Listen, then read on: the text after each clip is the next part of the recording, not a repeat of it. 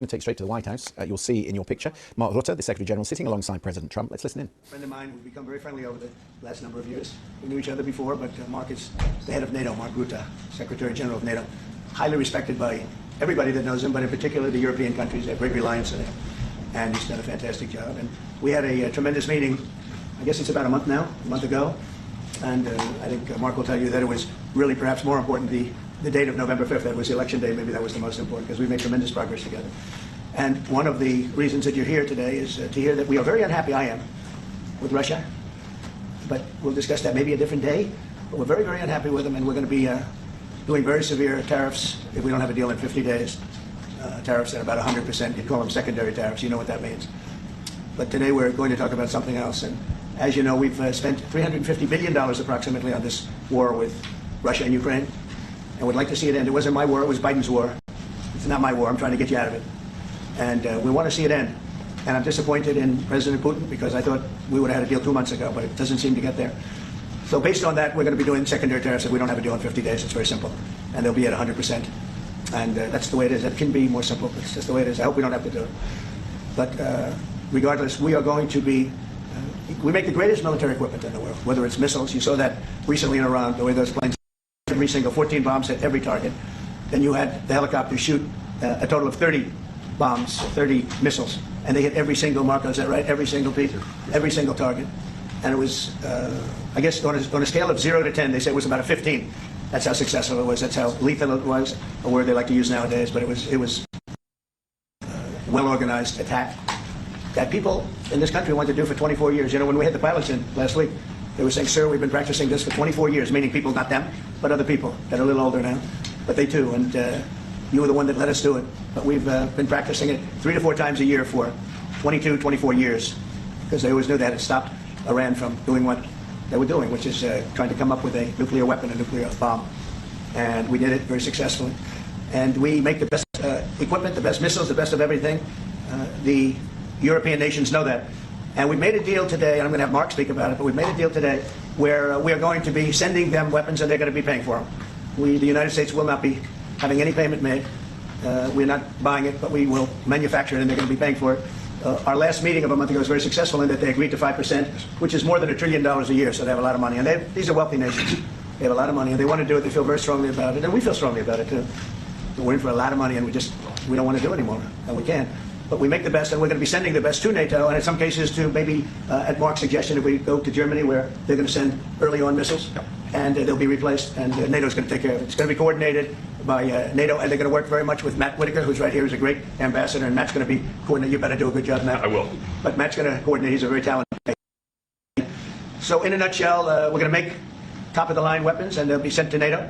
NATO may choose to have certain of them sent to other countries where we can get a little additional speed, where the country will release something and it'll be mostly in the form of a replacement. And I'd like to have Mark, and again, just a highly respected, pretty young guy, for having had the career that he's had. Because he had an amazing career before going to NATO. So, and we spent a lot of time together over the last couple of months. And if you could say a few words. Absolutely. No, Mr. President, dear Donald, this is really big. This is really big. You told me on Thursday that you had taken a decision. And the decision is that you want Ukraine what it needs to have to maintain, to be able to defend itself against Russia, but you want the Europeans to pay for it, which is totally logical.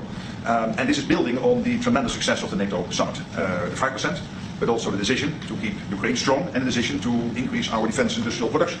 So based on that, that was Europe stepping up. This is again Europeans stepping up. So I've been in contact with many countries. I can tell you at this moment, Germany massively, but also Finland and Denmark and Sweden and Norway, the United Kingdom and Netherlands. All want to be part of this, and this is only the first wave. There will be more.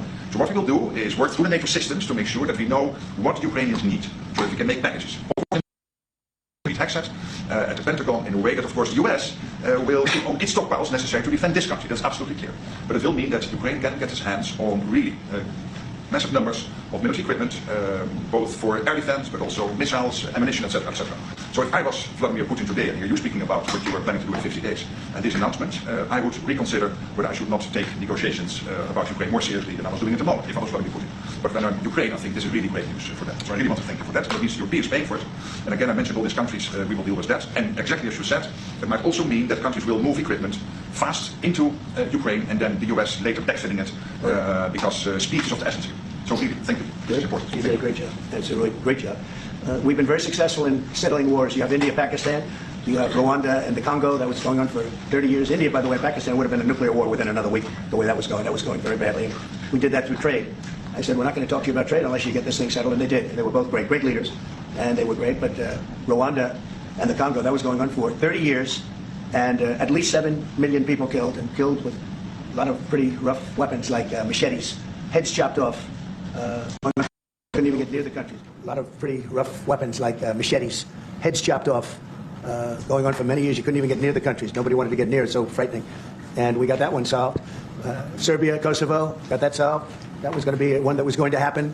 And again, that was something I used. I use trade for a lot of things, but it's great for settling wars. That was really very important. Marco's working very hard with everybody here on the Strip, the Gaza Strip. I call it the Gaza Strip, one of the worst real estate deals ever made. They gave up the oceanfront property, one of the worst deals ever made. But it was supposed to bring peace, and it didn't bring peace. It brought the opposite. But we're doing pretty well on Gaza. Steve Witkoff is here, and I think we could have something fairly soon to talk about. And we solved another one, that we just seem to have, Armenia and Azerbaijan. It looks like that's going to come to a conclusion, successful conclusion. We worked on Egypt with our next-door neighbor, who is a good neighbor. They're friends of mine, but they happened to build a dam which closed up water going into a thing called the Nile. I think if I'm Egypt, I want to have water in the Nile, and we're working on that one. It's a problem, but it's going to get solved.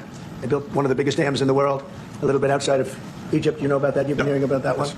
And that turned out to be a big problem. I don't know. I think the United States funded the dam. I don't know why they didn't solve the problem before they built the dam. But it's nice when the Nile River has water. It's a very important source of income and life. It's the life of Egypt. And to take that away is pretty incredible. But we think we're going to have that solved very quickly. So we do good. The only one we haven't been able to get to yet is Russia. And I'm not happy. And I will tell you that Ukraine wants to do something. Again, it's a war that should have never started. If I were president, it never would have happened. I used to speak to President Putin about it a lot. It was the apple of his eye. But once I saw what was going on, I said, they're going to have a war here. I was outside. The election was rigged. And I was outside looking in. And I said, that thing's going to be a war. Couldn't believe it, because what Biden said was the exact opposite of what should have been said. And it started, and it's a real mess. We're losing, I guess they're losing 5,000 or 6,000 people a day. It's actually now more. I was saying 5,000 a day. It's actually more now. Mostly soldiers, but a lot of people in cities and towns that are getting blown up too. It's a horrible war, and it should be stopped. And so if it's not done, if we don't have an agreement in 50 days, that's what we're doing, secondary tariffs. And they're biting. And I hope we don't get to the point where we do, but I've been hearing so much talk. It's all talk. It's all talk, and then missiles go into Kiev and kill 60 people. It's got to stop. It's got to stop. But the purpose of this is to say that there's a very big deal we've made. This is billions of dollars worth of military equipment is going to be purchased from the United States, going to NATO, et cetera. And that's going to be quickly distributed to the battlefield. Ukraine will take it up. And, say what you want about Ukraine. When the war started, they had no chance. And they still would have had no chance if the equipment, they had the best equipment, because we do make the best planes and missiles, and we make the best military equipment in the world by far. And we have new things coming out that are beyond belief, and I'm very excited about the Golden Dome. It's going to give us very strong protection. We've already started that. But they had courage, because somebody has to use that equipment. And they fought with tremendous courage, and they continue to fight with tremendous courage. But they don't have, they're losing on equipment, and Russia's really taken a very positive, very strong. I mean, what they've done the last couple of weeks. Without military reasons. So what they're doing is 700 drones a day, missiles, bombing cities. This is not because of military goals. It is just creating panic, keeping people out of their sleeps, hitting towns. It's really terrible, and it is meaning a lot of people lose their lives, but also the infrastructure, whole cities being. Well, they're wiping out the electric. It's going to take years to rebuild it. That's going to be the next problem. But that's going to take a long time. Many of the cities are knocked down to the ground. Many of the people have left, but many have stayed. I don't know. They actually stay.